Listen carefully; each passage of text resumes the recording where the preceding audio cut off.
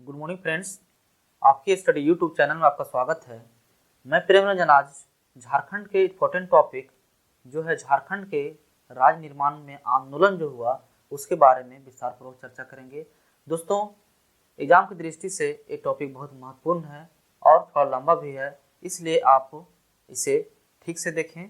ठीक है, तो देखते हैं झारखंड राज्य जो निर्माण हुआ उसमें कई प्रकार के पार्टी इसमें बने, कई प्रकार के आंदोलन हुए, इसके बारे में विस्तार पूर्वक चर्चा करेंगे। दोस्तों, हम देखेंगे 1910 से लेकर के 15 नवंबर 2000 तक देखेंगे, पूरे कहानी के जैसा समझेंगे। ठीक है, तो हम बात करेंगे, अभी बताएं 1910 से लेकर के 15 नवंबर 2000 ईस्वी तक झारखंड निर्माण में क्या क्या बाधाएं आए, क्या क्या घटना घटा, उसके बारे में विस्तार पूर्वक चर्चा करेंगे। ठीक है, तो सबसे पहले हम बताना चाहते हैं 1905 ईस्वी में बंगाल जो था वो विभाजन करने के लिए बात हुआ। बंगाल विभाजन करने के लिए दोस्तों जो इसको दो भाग में, पूर्वी बंगाल और एक पश्चिमी बंगाल बांटने के लिए इसे स्टार्ट हुआ। दोस्तों, यहीं पर आप देखेंगे आगे चल करके घोषणा किया गया 1905 ईस्वी में बंगाल को विभाजित कर दिया जाएगा। इसलिए वहाँ दोस्तों बंगाल में बहुत आंदोलन भी हुआ, इसलिए उसे जानते हैं बंग भंग आंदोलन के नाम से भी। दोस्तों, हम आपको पृष्ठभूमि तक लेकर आ रहे हैं। ठीक है, आगे चल करके 1911 ईस्वी में विक्टोरिया आती है और इसको बंगाल विभाजन की घोषणा को रद्द कर देती है। ठीक है, कब? 1911 ईस्वी में।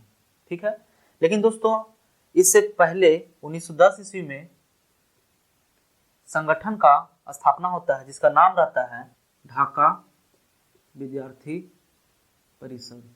ठीक है, ये 1910 ईस्वी में स्थापना किया जाता है। ठीक है दोस्तों, ये ढाका विद्यार्थी परिषद जो है झारखंड के निर्माण के लिए सबसे अहम भूमिका और सबसे पहला भूमिका इसी का है।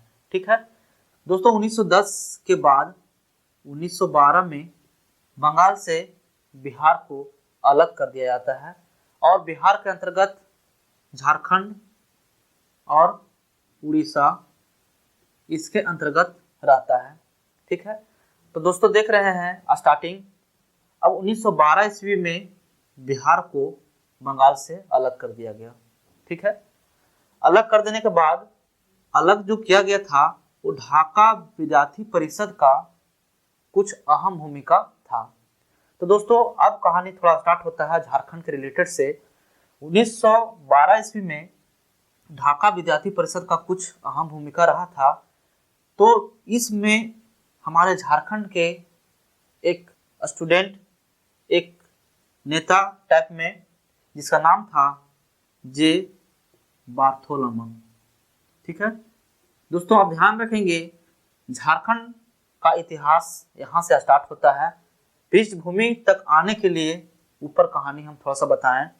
जे बार्थोलोमन 1912 ईस्वी में ये झारखंड के वर्तमान चाईबासा के रहने वाले थे। कौन?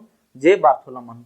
ठीक है, ये और इनके कुछ साथियों लोगों ने ढाका विद्यार्थी परिषद में भाग लेने के लिए झारखंड से जाते हैं। तो दोस्तों ये मुख्य रूप से यहाँ बिहार अलग हुआ, उसका रूपरेखा जे बार्थोलोमन के दिमाग में आया और वहां से 1912 ईस्वी में वापस आए। ठीक है दोस्तों, इनके साथ साथ कुछ और लोग गए थे जिनका नाम था बंदीराम, ठेवले उरांव, पॉल दयाल और जुएल लकड़ा। ठीक है, ये चारों और एक जे बार्थोलोमन, 5 आदमी विद्यार्थी परिषद जो ढाका में होता है वहाँ ये भाग लेने के लिए उस सम्मेलन में पूरे समूह ये सब जाते हैं। ठीक है, वहाँ जब बिहार अलग होता है 1912 ईस्वी में तो इनके कुछ दिमाग में आता है। ठीक है, वापस जब 1912 ईस्वी में आते हैं तो रांची में जे बार्थोलोमन एक संगठन का स्थापना करते हैं जिसका नाम रहता है क्रिश्चियन स्टूडेंट ऑर्गेनाइजेशन। ठीक है, ये 1912 ईस्वी में जे बार्थोलोमन द्वारा स्थापित किया जाता है। कब? तो 1912 ईस्वी में। ठीक है, तो इसके बाद इसीलिए यहाँ से झारखंड निर्माण आंदोलन का प्रारंभ होता है इतिहास। इसी चलते हुए जे बार्थोलम को झारखंड निर्माण का जनक भी कहा जाता है, ये बात को आप ध्यान रखेंगे, ठीक है। इसके बाद देखेंगे क्रिश्चियन स्टूडेंट ऑर्गेनाइजेशन का गठन जे बार्थोलोमन द्वारा रांची में 1912 ईस्वी में किया जाता है, ठीक है। 1912 ईस्वी में जब रांची वापस लौट कर आते हैं तो बिहार अलग हुआ, तो इनके दिमाग में कुछ आइडिया आया और आइडिया ला करके ये सोचे कि हम भी कुछ यहाँ पार्टी का स्थापना करते हैं, संगठन बनाते हैं और धीरे धीरे झारखंड निर्माण करने के लिए अहम भूमिका रहेगा, ठीक है। तो 1910 ईस्वी में ये 10th क्लास में लगभग थे, 1912 ईस्वी में 12th में थे, ठीक है। उसके बाद ये हजारीबाग बीए करने के लिए सतकोलम्बा कॉलेज जो हजारीबाग में स्थित है वहाँ ये पढ़ने के लिए आ जाते हैं। पढ़ने के बाद 1915 ईस्वी में ये संत पॉल रांची में एक स्कूल है, उस स्कूल का ये शिक्षक बन जाते हैं, ठीक है। ये टीचर बन जाते हैं, शिक्षक बन जाते हैं। तो धीरे धीरे इनका संगठन जो है उसका दायरा गिरते जाता है धीरे धीरे, इसलिए ये जो इनका सहयोगी साथ में जो गए थे वो मुख्य रूप से इस पार्टी से इस संगठन से जे बार्थोलोमन को हटा दिए, ठीक है। ये बात को आपको ध्यान रखना होगा दोस्तों, धीरे धीरे कहानी लंबा होते जा रहा है, ठीक है। हम अभी बताया कि बीए सतकोलम्बा कॉलेज में ये बीए करने के लिए आते हैं। बीए कंप्लीट 1915 में करने के बाद ये रांची के संत पॉल स्कूल के एक शिक्षक बनते हैं। शिक्षक बनने के बाद धीरे धीरे इनका भूमिका संगठन चलाने के लिए नहीं रहता है, धीरे धीरे वो छोड़ने के प्रयास करते हैं। इसलिए कम भूमिका इनका रहने के कारण बंदीराम, पॉल दयाल और जोएल लकड़ा और ठेवले उरांव ये चारों मिलकर के इसे इस संगठन से बाहर निकाल देते हैं, इसे आउट कर देते हैं। तो आगे चल करके 1915 ईस्वी में एक नवगठित संगठन तैयार फिर से करते हैं जिसका नाम रहता है छोटा नागपुर उन्नति समाज, जिसका मुख्य रूप से निर्माता ये चारों बंदीराम, पॉल दयाल, जोएल लकड़ा और ठेवले उरांव रहते हैं, ठीक है दोस्तों। ये बात को आपको ध्यान रखना होगा। तो 1915 ईस्वी में इसे जे बार्थोलोमन को इस संगठन से कौन क्रिश्चियन स्टूडेंट ऑर्गेनाइजेशन जो था उससे निकाल करके ये अपने चारों मिलकर के 1915 ईस्वी में छोटा नागपुर उन्नति समाज का स्थापना करते हैं। तो दोस्तों ये जो नाम पड़ा और रांची के एक एंग्लिकन चर्च के एक बिशप थे जिसका नाम था कैनेडी, ठीक है। इन्होंने सुझाव दिए इन चारों लोगों को कि नाम छोटा नागपुर उन्नति समाज रखने के लिए, ठीक है। ये भी बहुत महत्वपूर्ण क्वेश्चन है जो भी आई है और एग्जाम में आता है कि किसके सलाह पर, तो एंग्लिकन चर्च था वो रांची में ही है, जो उसका बिशप मतलब इसमें पादरी जिसका नाम था कैनेडी, ठीक है, वो छोटा नागपुर उन्नति समाज नाम रखने के लिए सलाह देता है और इसी के अनुसार नाम ये सब रखते हैं, ठीक है। छोटा नागपुर उन्नति समाज जो 1915 ईस्वी में इसे स्थापना किया गया। इसके स्थापनाकर्ता का नाम था अभी जो देखें, ठीक है। ये चारों लोग छोटा नागपुर उन्नति समाज का स्थापना करते हैं। दोस्तों आपसी विवाद के कारण ये अपने में लड़ने लगते हैं, इसी चलते हुए आगे चल करके तीसरा नंबर में किसान सभा का आयोजन करते हैं और इसका मुख्य रूप से अध्यक्ष जो रहते हैं वो ठेवले उरांव रहते हैं और सचिव पॉल दयाल, ठीक है दोस्तों। ये बात को ध्यान रखना होगा दोस्तों। याद रखने के लिए किसान सभा मतलब किसान लोग हल बैल चलाते हैं तो थोड़ा सा ढकेलना पड़ता है, ठीक है, थोड़ा सा ठेलना पड़ता है, तो ठेवले उरांव हो गया।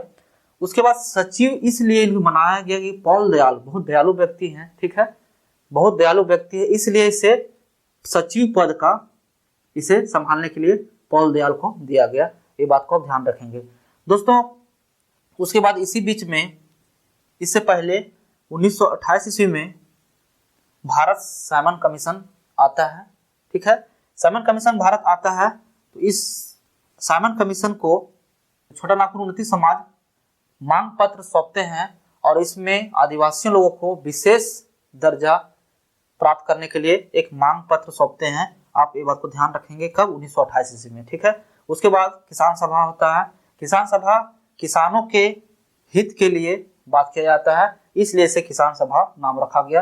किसान का जो टैक्स जो लिया जाता था, जो कर जो लिया जाता था, जो शोषण किया जाता था, उससे बचने के लिए किसान सभा बनाया जाता है और उसका अध्यक्ष थिबले उरांव और सचिव पालदयाल रहते हैं, ठीक है।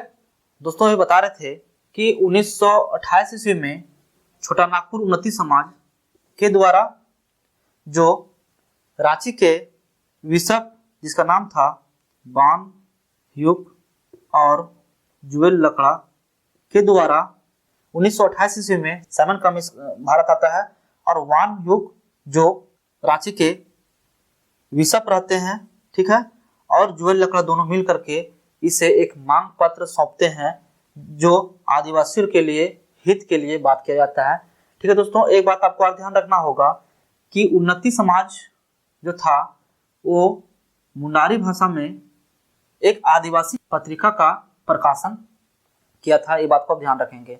दोस्तों मुख्य रूप से पृष्ठभूमि में आज हम देखें, पहला क्रिश्चियन संगठन जो बना, विद्यार्थी परिषद जो था, उसका उन्नति समाज, उसका किसान सभा, उसका साइमन कमीशन के बारे में भी चर्चा किए, ठीक है दोस्तों। तो अभी देखेंगे आप जो छोटा नागपुर उन्नति समाज का स्थापना किए एवं उसके बाद 1930 ईस्वी में किसान सभा का स्थापना किए, वो स्क्रीन बोर्ड पे आप इसे देख रहे होंगे। तो दोस्तों आज की क्लास हम यहीं समाप्त करते हैं, धन्यवाद।